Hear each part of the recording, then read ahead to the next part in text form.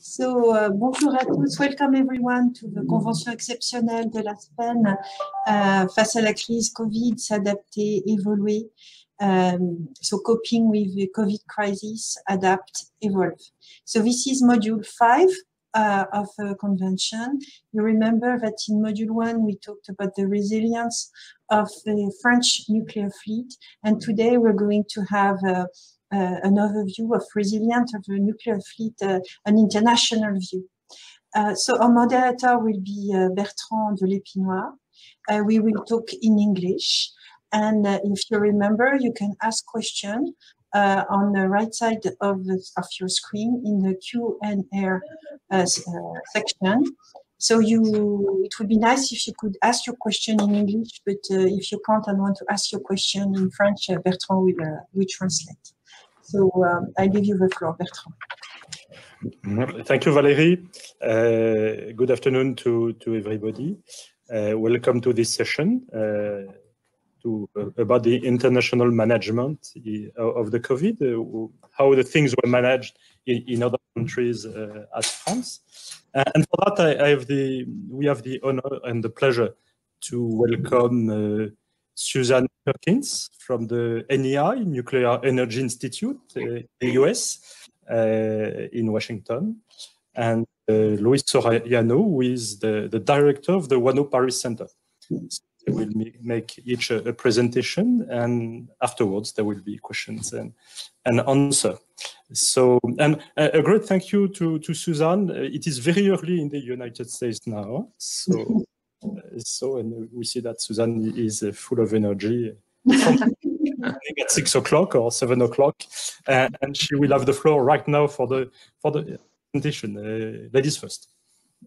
Thank you, Bertrand, and good morning for the folks here in the United States, but good afternoon to everyone in the audience, and it's my pleasure to be here today. So I'm going to give a little overview of the United States nuclear industry response to the COVID emergency. Hopefully this will be, there I go. This will give you a different perspective, and I think there'll be a lot of commonality of the response that you're experiencing in the European community. Just to give you some background, nuclear comprises 20% of the United States energy supply, 55% being the carbon-free electricity in the United States. A couple of topics: the initial responses, the ongoing response and challenges, where we are currently, and where do we see our path forward.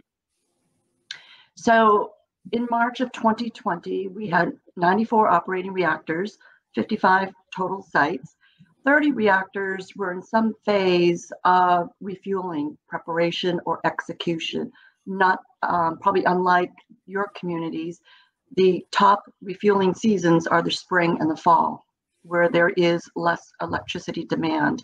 So we were in the throes of the spring refueling outage in March. So the initial response actions, I think it was the first week in March where things really started getting going here in the United States. All nuclear power plants had pandemic plans that they had developed back in 2006 for whatever, I think it was the N1 virus back then.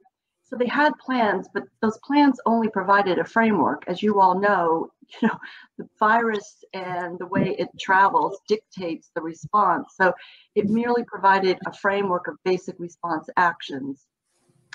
And, when you have refueling outages already in the process, either the planning or the execution, and you overlay this virus response, it really caused a lot of sites to pause and reevaluate what specifically they absolutely have to do for the refueling outage. Can they cut down some of the work that they had originally planned on doing? And then also, what do you do with the staffing at the site? So some of those immediate actions were implemented right away. At the Nuclear Energy Institute here in the United States, where I work, we realized that, wow, this is really big. We need to kind of get involved immediately. So starting the week of March 9th, we started standing up weekly calls. And when I mean weekly, they were twice a week, I think Mondays and Thursdays. We started the phone calls with all of the industry members, and we even invited the Canadian utilities as well as the non-members of the Nuclear Energy Institute. So we got everyone together. We constructed the calls so that they were very organized. So we did a roll call of the utilities, and we asked them to go through what their current response actions were. Because at the time, as you can imagine, our response was all over the map. So some sites were further along in restrictions of social distancing and how they could adjust those guidelines that were coming to us from the Federal Center for Disease Control, and how do you apply those in a nuclear industrial environment. And everyone was a little bit in a different space. So the beauty of the calls and the value of the calls was a real-time learning experience. So these calls were done at various levels. We had Chief Nuclear Officer level calls that were done, coordinated by my Chief Nuclear Officer at the Nuclear Energy Institute, Doug True. And then at my level, we had the pandemic planning leads at each of the sites. And a lot of times that was the emergency preparedness director at the site, had that dual responsibility. We also had government affairs calls for all the government affairs representatives for the industry, as well as the communicators, because that was a very, very essential, vital part to communicate effectively how the nuclear industry was responding to these ongoing events and the changing environment that we were all operating in. We also, another big factor was the regulator, and that's one of the key responsibilities that the Nuclear Energy Institute has, because we are basically a policy organization. We had to stand up weekly calls with the regulator because inspections changed, particularly in my wheelhouse. I have physical security and, you know, force on force exercises. How would we, or can we even conduct these inspections as they're designed? So there was a lot of interaction and coordination with the Nuclear Regulatory Commission, you know, on what regulatory relief was required. So that was a large part of the effort that went on initially, because it was not only learning and a first-time evolution for the industry, but it was also a first-time evolution for the regulator.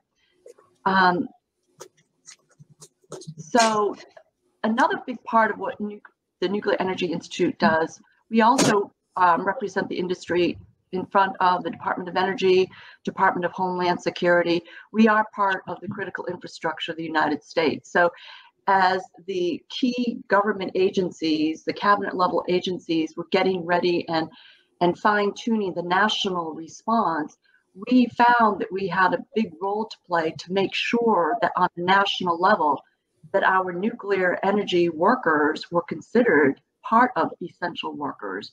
Because as the Department of Homeland Security was developing guidance for, particularly directed towards the states, because again, you had several environments working at the same time. The states were trying to coordinate their guidance based on federal guidance, and you were watching how the disease spread. And so that caused various levels of response and led to restrictions between interstate travel. So again, going back to the refueling outage, we had our supplemental workforce that supports these outages. They found that they couldn't cross state lines. So it became quite a stress point at the onset of this response. So NEI, our Chief Executive Officer, Maria Korsnick, she wrote letters to the top levels of Department of Homeland Security, Department of Energy, to make sure that nuclear workers and the supplemental workers were recognized in this essential worker category. What I show you on the slide is the Department of Homeland Security guidance on essential critical infrastructure workers. And in that document, it went through 2 revisions. And by the second update, it was very explicit to mention, to focus on nuclear workers and the supplemental workers.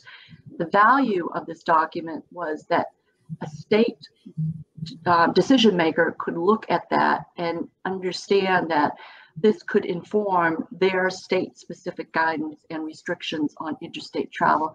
And it did help several of our members out in getting the necessary workers to their state. Because another concern that we were having is particularly on a local level, the local decision maker or jurisdiction did not want all these extra workers coming into their local jurisdiction. So it took a lot of planning between the site directors and the local planners and the local directors to come up with an agreement of where these workers could stay, if they were local hotels, campgrounds, or whatever, that we could mutually agree upon methods to protect not only the local public, but also the plant workers.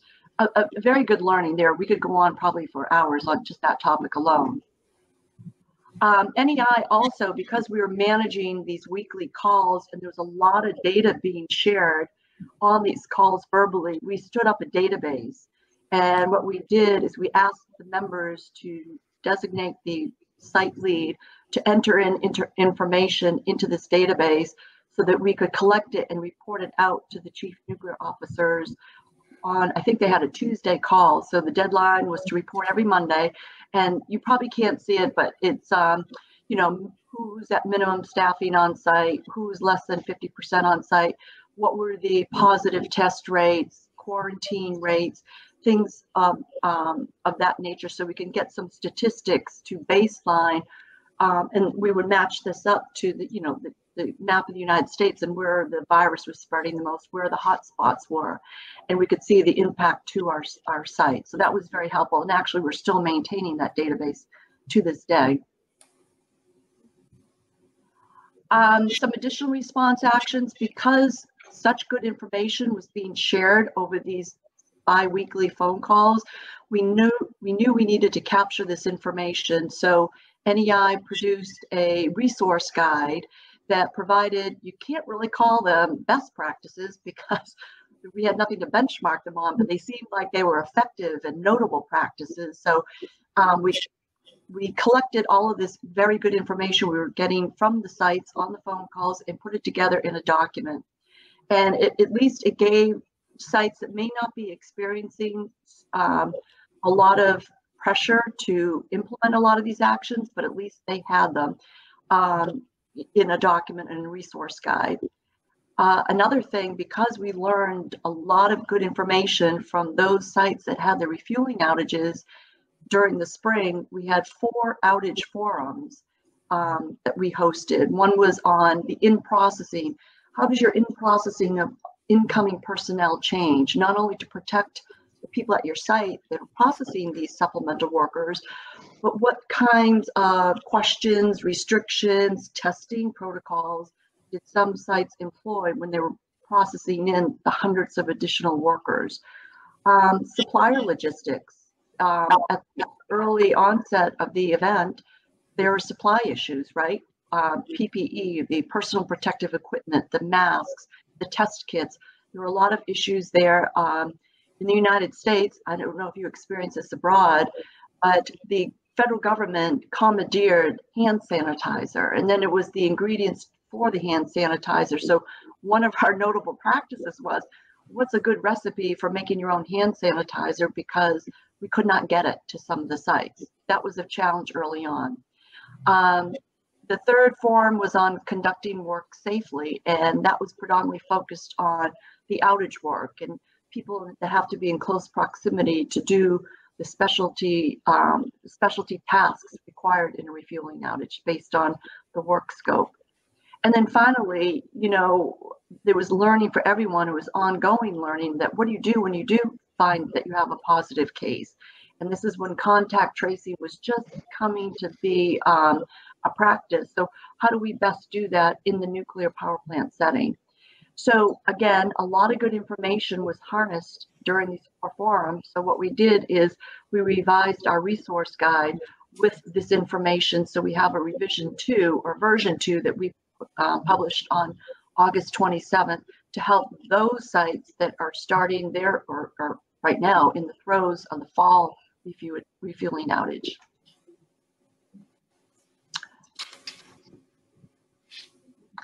So the ongoing response, and I'm sure this is very common, you know, we probably won't have the availability of a vaccine for some time now.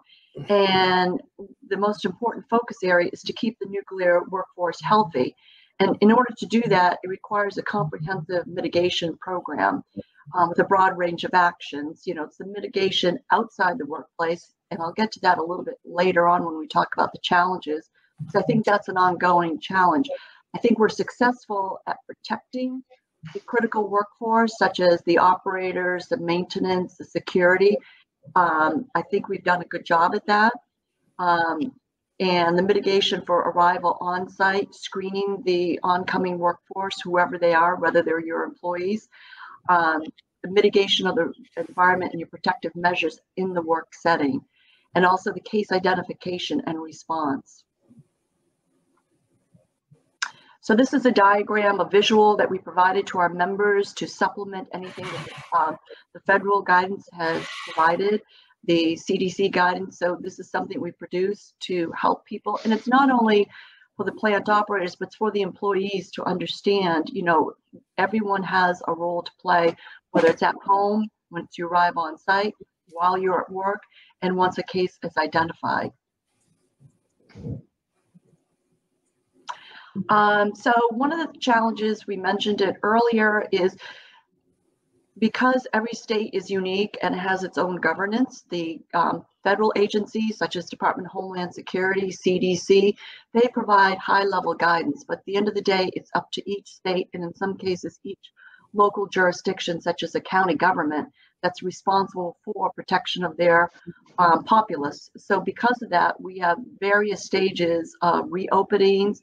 In some cases, some states have reverted back to closures, certain business closures. So all of our nuclear sites had to really coordinate very closely with each state decision maker. The map on the left, the smaller map, that just shows the hotspots as of, you know, it's changing. This is as of, I think, September 4th when I put this slide together. And I think one of the things that I'm most proud of, and hopefully you shared the same lesson learned, it's because of our culture of collaboration and our effective practice of operating experience and sharing operating experience, and our disciplined adherence to procedures in the workplace, that really set us up for success in doing what we possibly could do, the best we could do with the situation as it kept changing. And I think that's something that's unique to the nuclear energy industry in the United States and abroad. And this is why we're having this conference today, is that because that's our thirst for sharing of information. We have no barriers. We have no separation based on company. And we're all in this together as a tight community. And I think that got us through so far. And because we have not had to shut a nuclear power plant down because of this virus, we've been successful keeping the lights on, electricity flowing. I think that's a testimony to our culture as an industry. So that's something to be very proud of. So our current status in the United States, we're not experiencing any significant absentee challenges, but I can tell you that based on recent industry calls that we've had, because the schools have opened up, in some cases they're virtual, but in a lot of cases they're in person. So we have employees that are, you know, managing that. So they're either absentee because of the virtual school and their role that they have to play in supporting their kids, or also, you know, you increase your chance for exposure, so you need to quarantine. So we're seeing a little uptick in that, but nothing significant. Remote working for support personnel remains in effect. I can tell you at NEI, we're still virtual 100%. The office is open if you get special permission to enter the office. But as far as our nuclear plants are concerned, a lot of them are going to adopt long-term remote or teleworking policy for the support staff. And excuse me, that will have impact on some of the changes we're seeking in the regulatory world, such as remote emergency response organizations. So no longer what we seek and what our goal is for working with the regulator is looking at how you can have an effective emergency response organization in a remote capacity for those positions that don't absolutely have to report to the power plant or one of the emergency response centers. So I think this is something that's going to be very interesting to watch, how it might change our whole work environment going forward. Plant operations and refueling outages continue to be safely and successfully executed. We're very proud of that. Workforce protection remains a priority, and we have to remain vigilant in managing the risk as conditions keep changing. I don't want to get into this in detail, but this actually, these are links to the Nuclear Regulatory Commission website that shows you the regulatory flexibility that we've had to seek. I can speak firsthand for security. It's not just security staffing, it's really some of the security inspections, such as force-on-force inspections. And as we enter into discussions, we've had a first round of exemptions for 2020 for a lot of these regulations. Now the discussion with the regulator is, okay, what next?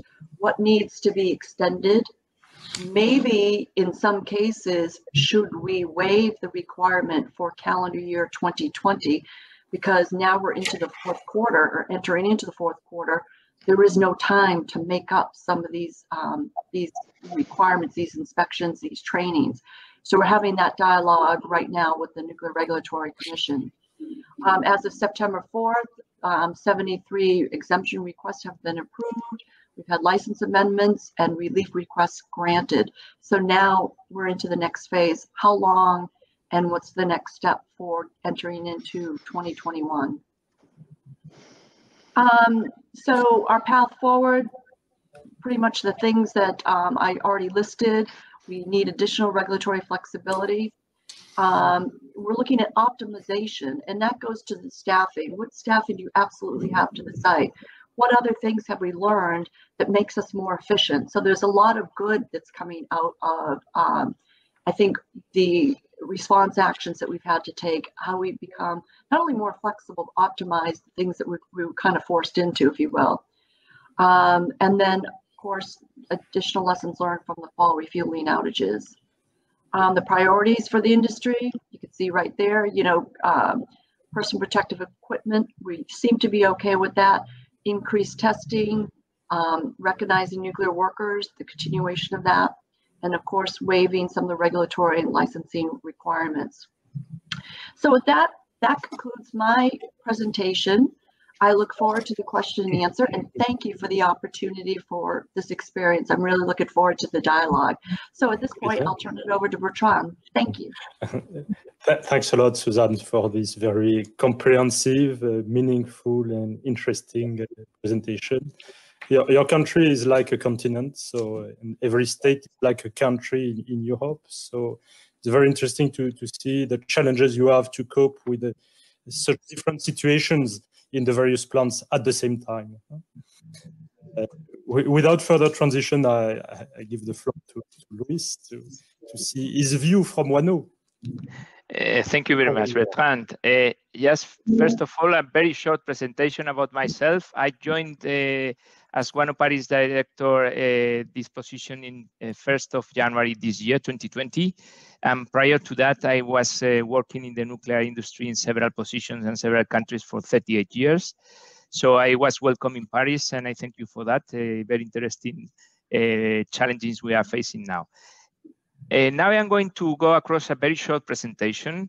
Some of the messages has been already mentioned by Susan. I am not going to go in details for this, just to be able to have some spare time for some questions or comments. So first of all, very short idea about WANO. What is WANO? Please stay connected. Yeah, it will be very short. Yeah, WANO and its members. Yeah, it's important to know the vision and the mission, because this will explain which is our role during the COVID-19. Yeah, this is our vision. We need to be worldwide leaders in pursuing excellence in operational nuclear safety for commercial nuclear power. This is our mission: maximize safety and reliability of nuclear power plants worldwide by using together to assess, benchmark, and improve performance through mutual support, exchange of information, and emulation of best practices. Practical, what Susan explained before, the key in this COVID crisis is communication and exchange of good practices. How WANO is organized around the world? We have 4 offices in Atlanta, we have in Moscow, we have in Tokyo, and we have in Paris.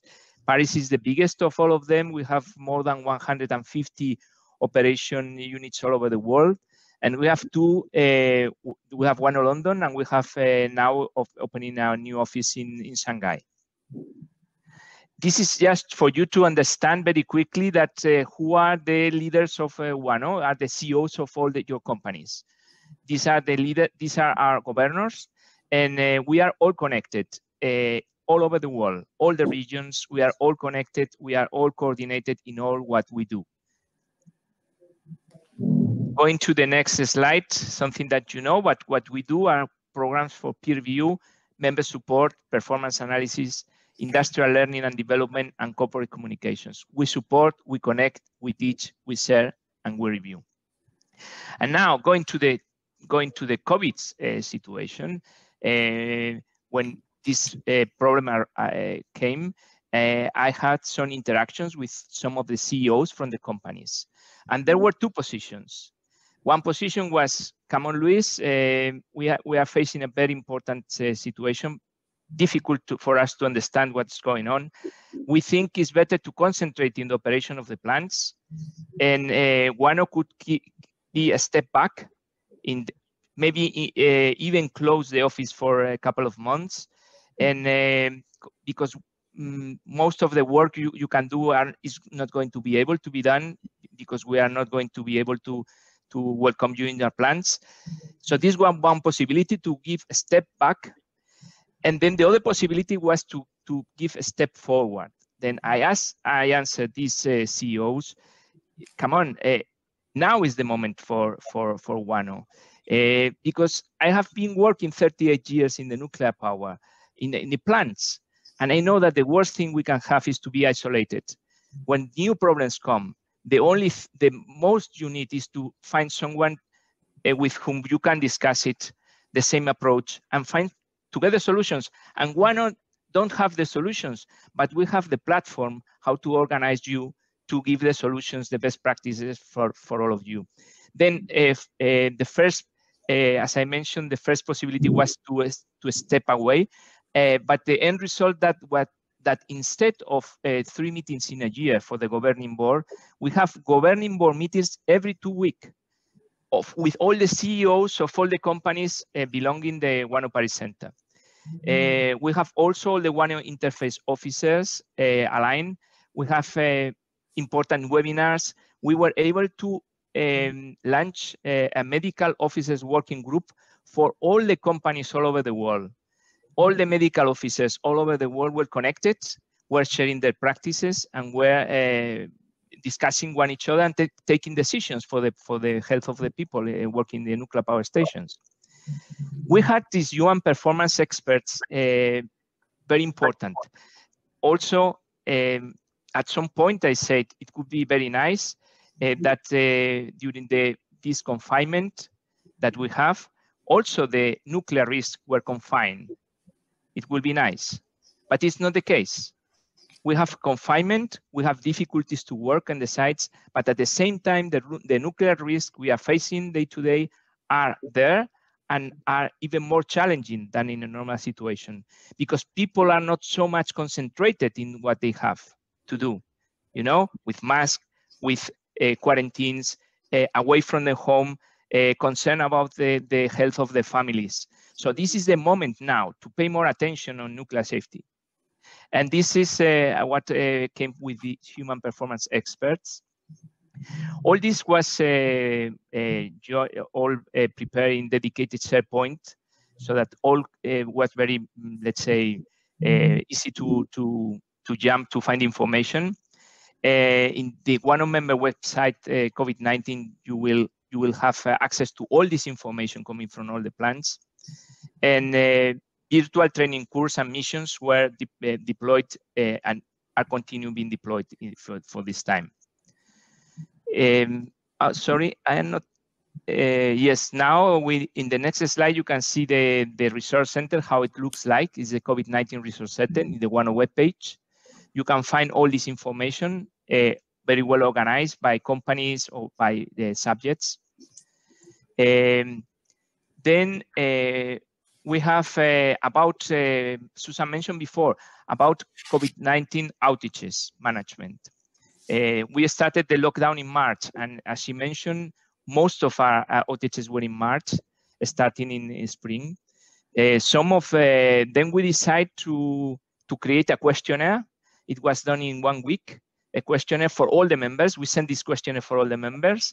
We received all the response in 1 week time. Also, we sent it to the Atlanta Center in the US. We also received a response from the US nuclear power station, some of them. And we pulled together in 2 weeks time, we put guidelines about the best practices for outages during pandemic. And we are updating this information with the results of the spring outages, as Susan mentioned before, to be able to have this now for the fall outages. So in the next slide, you can see that the general comments about WANO is that the role of WANO is even more important as it provides an organizational platform to communication between members, which is between all the nuclear power plants around the world. Don't forget, we're using also the experience of China nuclear power plants, of countries which are isolated. They receive all this information online. This is the idea of second bullet, setting good practices and ideas, how to handle new challenges.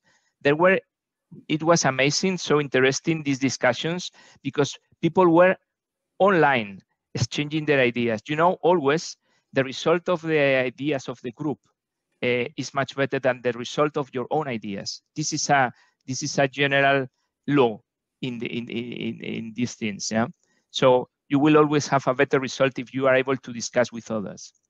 And of course, to maintain the focus on nuclear safety as paramount responsibility of our members. COVID is a challenge, but our paramount responsibility is to maintain the nuclear safety of our plants. And we need to do that. Doesn't matter what goes around. Yeah? And this is what WANO is trying to do and is doing and is adapting for that. Now I have some more time for you in order to have some questions or comments. Thank you. Mm-hmm. Thanks a lot, Luis, for this very lively presentation of the way WANO transformed itself very rapidly for the COVID crisis to strengthen the links between the members and to continue to support the members. I guess that peer reviews were suspended during the lockdown, the confinement. Did they resume now? Yes, we organize everything. Well, first, before talking about peer reviews, I will answer you about pre-startup reviews, because the world is very big, and during the pandemic, we have had a startup of some plants all over the world. Yeah? So pre-start, you know, before the first core loading, we have what is so-called pre-startup review, which is something like a peer review, but before core loading. So we were able in WANO to perform pre-startup reviews for these plants. And this was done remotely, and this was done also based on self-assessment. So this was the first step. And then we are moving now to resume the peer reviews. In fact, in October, we are going to do some peer reviews in, for instance, Atlanta Center in Mexico. We are sending people there. We are going to do peer reviews now and follow-ups in Belgium, in Holland, in France, now in this couple of months. And we are working together with the plants in making it part remotely, what is possible, and also a presence people on site, respecting all the let's say measurements of confinement, if necessary, of testing. We are adapting our model to the situation, which is changing every day. But of course, we have never stopped our activity. We have changed it, and now we are moving more from a very, let's say, remote activity to a more, let's say, direct contact with the plants, with all the measurements against COVID. Thank you. Just before we address the questions which are posted, one question to Suzanne. Now in the United States, the regime, the practice is still the remote work for all support persons in all months? Or? Yes. So we poll, that's one of the polling questions that we ask industry is, what are they doing with their telework policy? And it looks like most of them have continued on at least through the calendar year of 2020. And a lot of the utilities are considering prolonging that either indefinitely or certainly into 2021. Which may be different in some European countries like France, where at the site, most people resume coming to the site. Okay. So with a lot of social distancing and a lot of measures. And in the headquarters or engineering, it depends on the situation, especially if you need to go there by metro or not. So the situation varies from place to place. Yeah, and I think it depends too on the location of the power plant. In some cases, they're in very remote locations, so employees have to travel probably maybe even as much as an hour to get to the site as opposed to more close proximity. So that factors into it. And of course, the risk factor around the site, where this virus is carrying right now, it's very high in the Midwest, the middle section of the United States. So that impacts the decision of the Midwest power plants, where it's kind of lowered, it ebbs and flows. So it's tough. Yes, it is. So we have some questions. On the whole, for the United States, what will be the decrease of consumption and generation over the year, roughly? What do you see now? For electricity consumption, I don't have those figures right now, but I know it's been tough on some of our utilities because of the closure of many businesses and many production and industrial facilities. So I don't have them right now, but I could certainly follow up with and try the information to you on those factors. Okay. And how is, from this point of view, how is perceived nuclear in the United States? Is there a perception that nuclear you can count on nuclear to produce electricity? What is the perception of nuclear, and what was the situation of the other sources of energy? So that's the messaging that we're pushing, right? Nuclear is 24/7, it's carbon free. Our facilities can withstand not only severe weather that we also have in the United States right now, but also something like a COVID response. So I'm not sure if this response in itself is moving the needle on the perception, but I think at least we're staying steady on proving that we're very dependable. We are carbon free. So that, along with the other messaging that we're developing, I think we're staying stable with, maintaining a solid perception. Is it going where we want it? Maybe not as quickly as we would like it to, but it's staying solid. Thank you. And a question for Luis, perhaps, if we see the global picture worldwide, are there countries which are really isolated during this period of time? In general, we could say that isolation is one of the worst enemies of nuclear power plants safety. And in fact, the problems that we are finding in some plants all over the world are mainly due to isolation.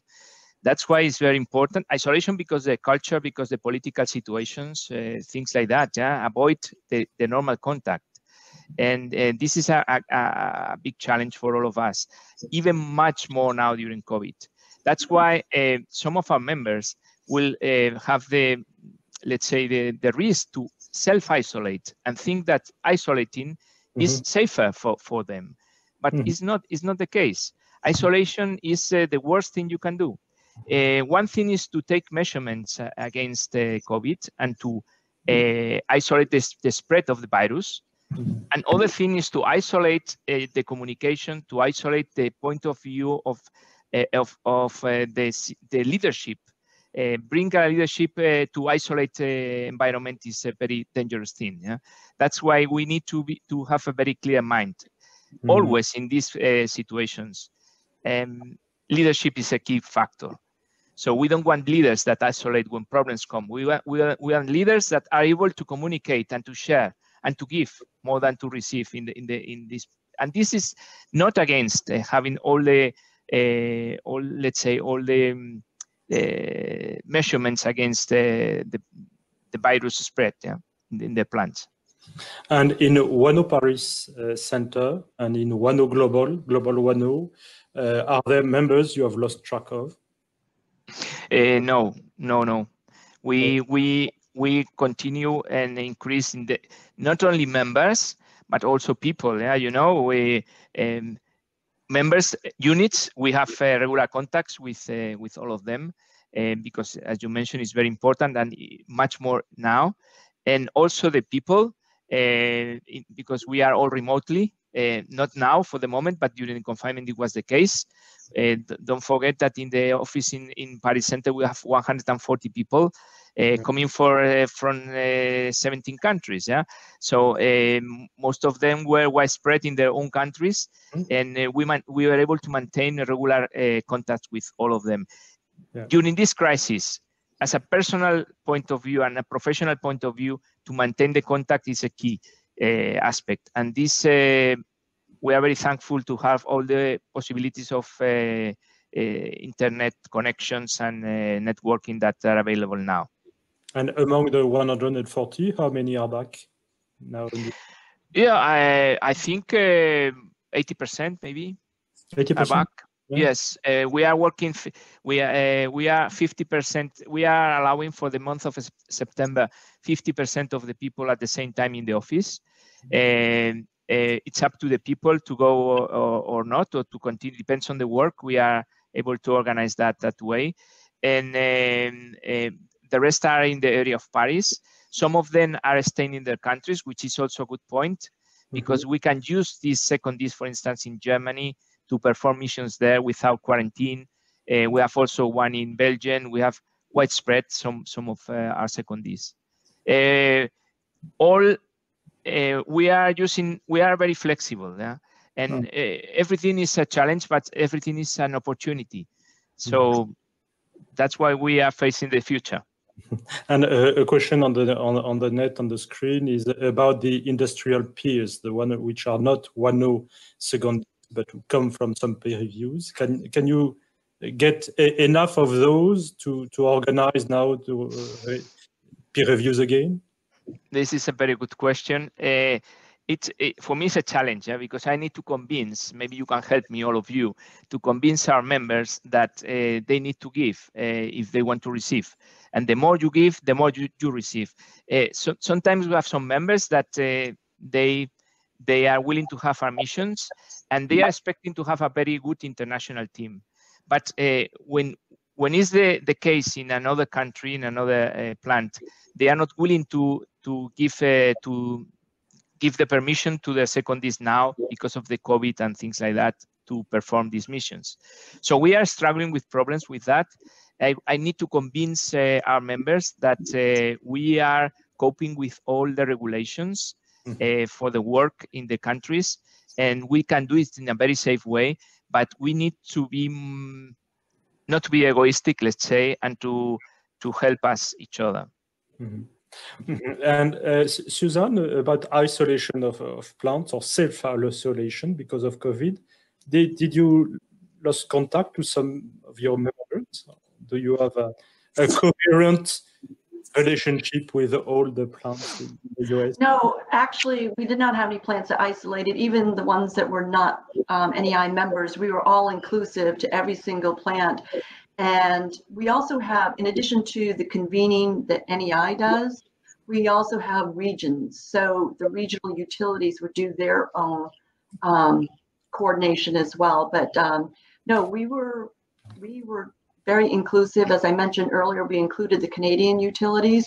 And I was remiss, and my apologies to Luis, because we did include INPO, who's the Institute of Nuclear Power Operators, who's a part of the WANO coordination. So we had that connection to WANO.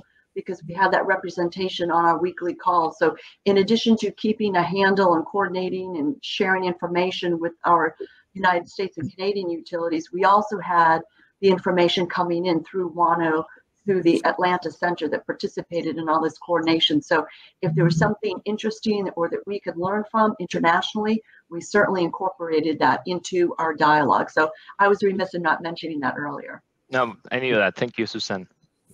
Thanks a lot. And to you both, in the various states of the United States or in the various countries belonging to WANO Paris Center, did you see very different situation that the stations are to face? In some way, yes, but in other ways, not. Yeah? So mainly the problems and the solutions are applicable to all of them. Yeah. So we are all similar in that way. I see now a question about ESCOM in Coburg. Talking about the first steam generator replacement, it's important to mention that Coburg is one plant which is in South Africa, and it's quite isolated in some way. Atlanta, it belongs to Atlanta Center in the US. Atlanta is performing an excellent work together with ESCOM in Coburg.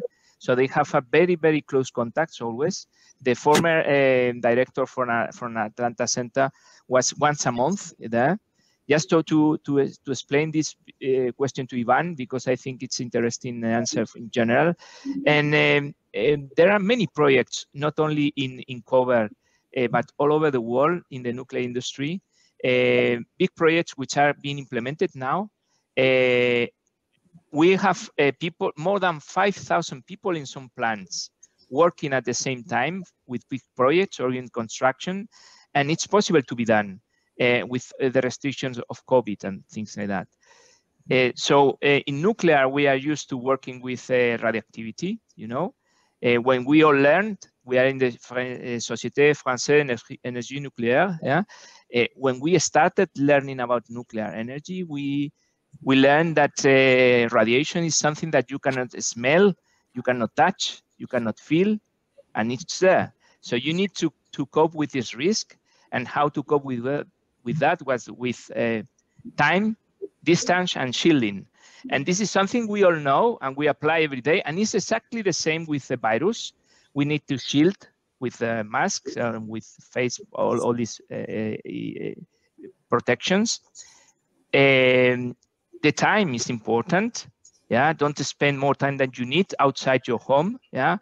And of course, we say time, we said shielding, and distance, yeah, 2 meter distance. Mm-hmm. So the concept, we have been working with these concepts in the nuclear energy started, and we are able to apply these concepts to the new situation. So I am pretty confident that all projects can be launched in a safe way.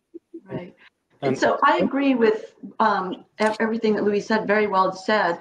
I think one of the challenges we have, and I go back to the refueling outages, the sites that were involved, at least there were 2 that were heavily involved, it's how do you control, because you can't, the behaviors of the folks when they're off site, when they're not at the power plant.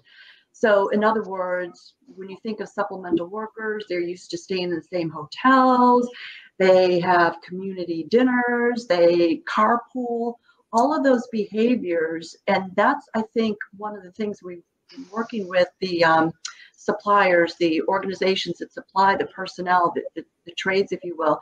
That's something I think there's a lot of room for opportunity for influencing those behaviors, because those behaviors impact the risk to the site, if you will. Mm-hmm. So I think that's one of the ongoing discussions that we're having. How do you best control those behaviors outside of the workplace? And that actually applies to the employees too.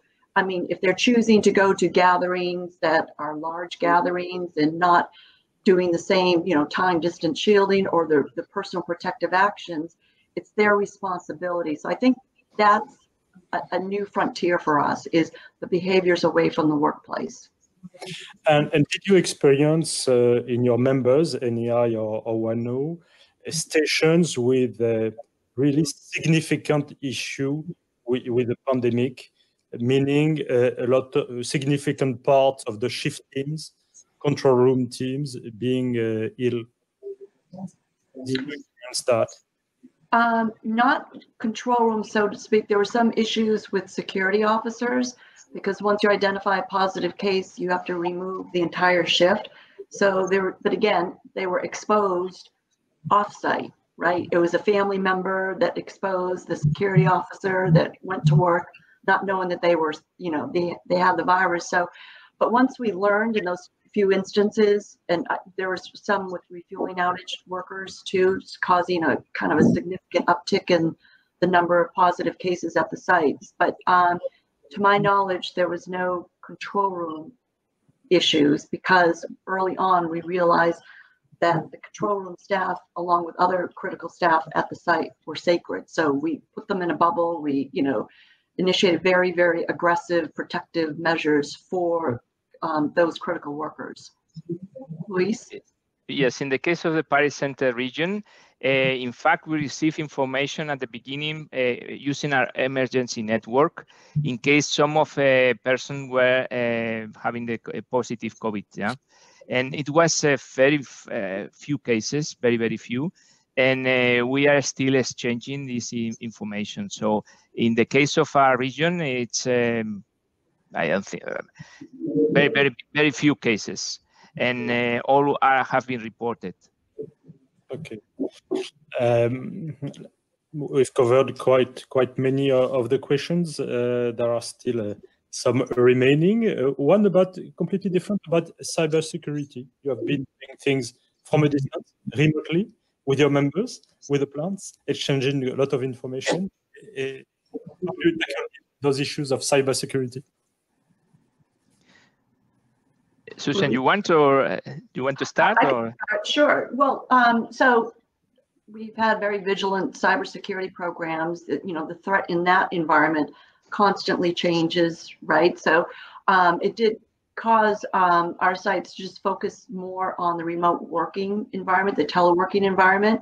So I think it just caused us to go to the next level to make sure that in this teleworking environment that we maintain the same vigilance in cyber protection that we do during normal operations. We have not had any site-related issues. I mean, we all know that we're all victims of various phishing schemes related to the COVID pandemic, but nothing that's reporting site-specific. Luis? Yes, I was in the past, before joining WANO, I was responsible for cybersecurity in my company, amongst other things. And so I am quite sensible to that.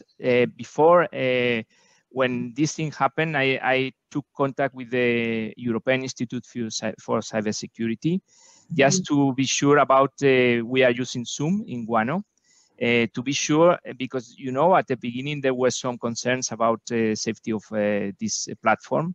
And I received a clearance from the institute, and also they told me that most of these platforms are clear for that, for the purpose that we are using. So there is no special risk in using Teams or platforms like the one we are using now, Big Marker, or things like that. Yeah? No special risk. And of course, talking about cybersecurity is very important to know that all the process of the plants are completely isolated to the internet. Yeah. So one thing is that we are talking now. The other thing is that all is separated completely physically. No way. Absolutely. I have two questions which are specific to the United States and very different from each other. One is, will there be a shift, a change of mindset about the energy strategy of the US after the pandemic? And the other one is about the NRC. You talked a little bit about them. How did they perform? Did they go to the sites? What about the site resident inspectors? Were there big changes there? Okay, Bertrand, could you repeat the first question, please? Yeah, any impact of the COVID and its aftermath on the energy strategy of the US? Makes the security of supply, the reliability of the energy sources, the flexibility of them. Okay, so the first question, I'll do my best at answering that because I don't have the wisdom of the Department of Energy or the national strategy, but I think, you know, we have been at the table with those agencies and to make sure that nuclear is recognized as part of the energy security strategy. I think that our resilience during this COVID just gives us, as I mentioned earlier, a couple more reinforcing points that we deserve to be part of the energy strategy. As you know, we're in the midst of an election soon, coming up in a couple months. So what a new administration energy strategy would be, we need to be at the table.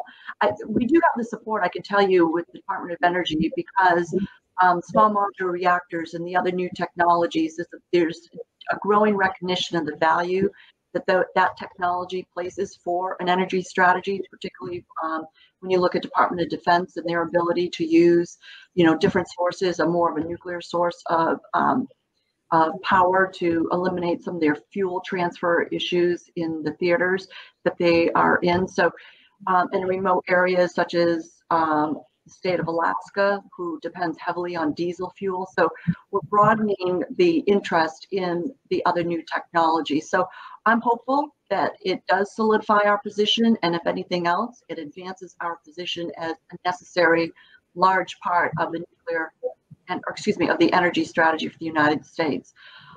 Second question, going to the Nuclear Regulatory Commission, I can say that the Nuclear Regulatory Commission was very progressive, very responsive, and very flexible.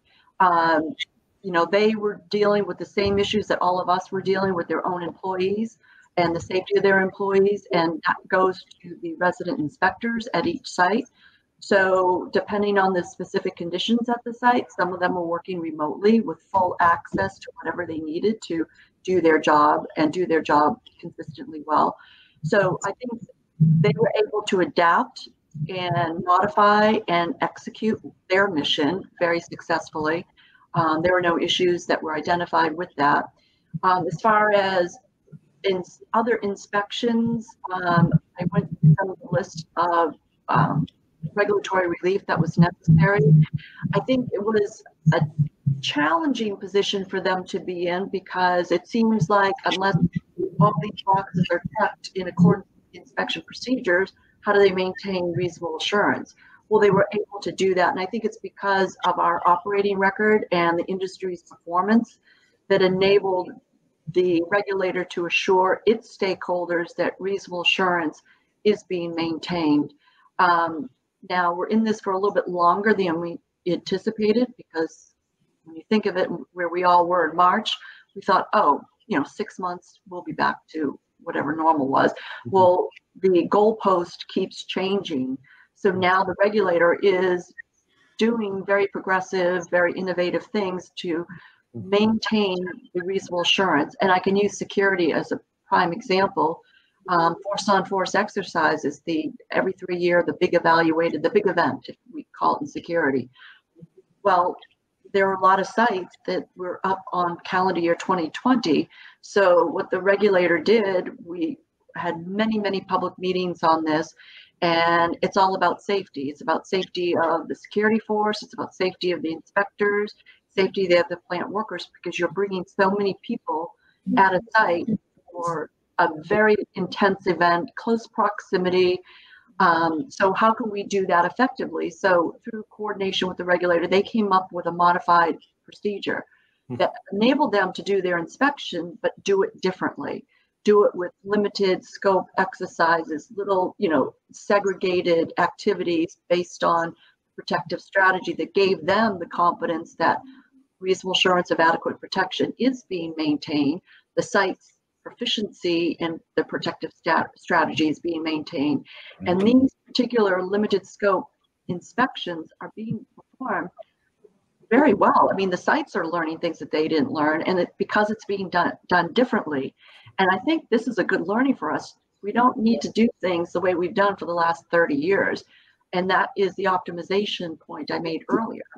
doing things differently. It's kind of forcing us to be more creative. So I think the NRC is doing a very good job at satisfying all of their stakeholders and fulfilling their mission and being flexible. And that's all we're asking for. Mm-hmm. Thanks, Suzanne. I think what you have said about reactivity, creativity, and changing things sounds a bit like a final word. Luis, anything to add in a few seconds as a final word? No, yes, thank you for the opportunity to have this exchange with all of you. And again, we need people in WANO which believes in nuclear energy and believes in the safety of the plants can be always improved. And that's my message. Thank you very much. Thanks to you. It was very, very interesting. Thanks a lot for your very interesting presentations and participations and inputs. I think we have covered all the questions asked by the audience, by the way. And have a good day, Suzanne. It's only started. Have a good afternoon, Luis, and good afternoon to everybody here in France. Bonjour, merci. Thank you very much to all of you. I just want to make the announcement for the next session qui sera cet après-midi à 5h et on parlera de la robustesse de la supply chain qui a été bien sûr un vrai sujet pendant la crise du Covid. Thank you very much. Merci à tous. Au revoir et merci Bertrand. Bye bye. Merci. Au revoir. Bye. Bye. Bye bye. Hasta luego. Hasta luego. Bye. Thank you.